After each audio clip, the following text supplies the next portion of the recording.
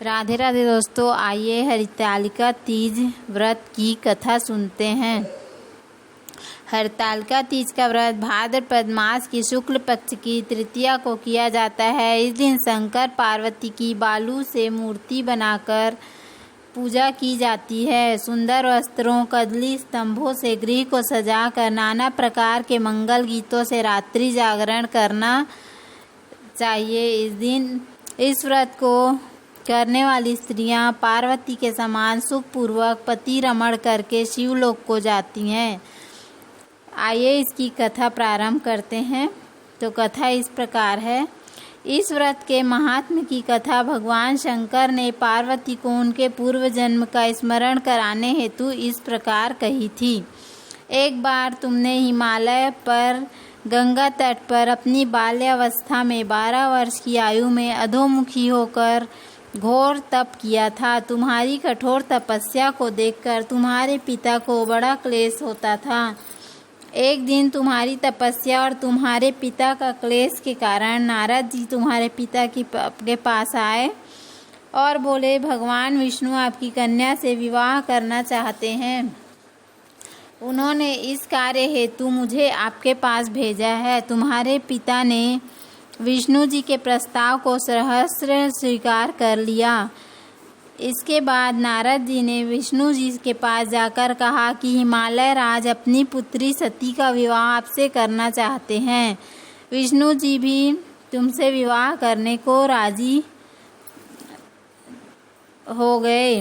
नारद जी के जाने के बाद तुम्हारे पिता ने तुम्हें बताया कि तुम्हारा विवाह विष्णु जी से तय कर दिया है। यह अनहोनी बात सुनकर तुम्हें अत्यंत दुख हुआ और तुम जोर जोर से विलाप करने लगी। एक अंतरंग सखी के द्वारा विलाप का कारण पूछा, पर तुमने सारा वृत्तांत सखी को और बता दिया। मैं शंकर भगवान से विवाह के लिए कठोर तप कर रही हूँ। उधर हमारे पिता विष्णु जी के साथ मेरा संबंध कराना चाहते हैं। क्या तुम मेरी सहायता करोगी? नहीं तो मैं अपने प्राण त्याग दूंगी। तुम्हारी सखी बड़ी दूरदर्शी थी। वह तुम्हें एक घनघोर जंगल में ले गई। इधर तुम्हारे पिता तुम्हें घर में ना पाकर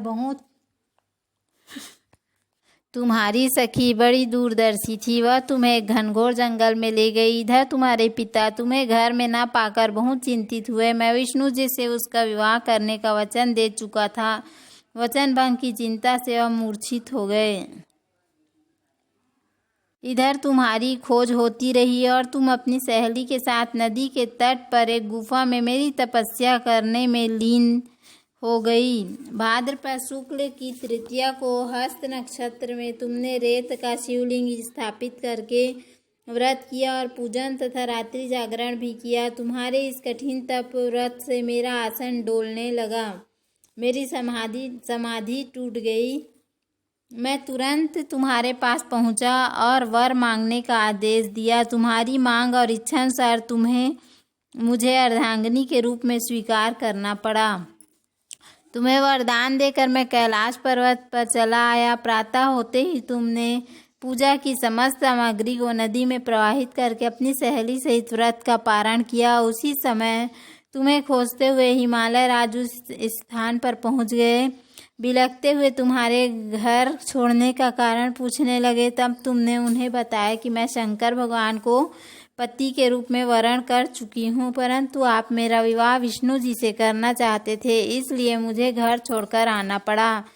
मैं अब आपके साथ घर इसी शर्त पर चल सकती हूँ कि आप मेरा विवाह विष्णु जी से न करके भगवान शिव से करेंगे।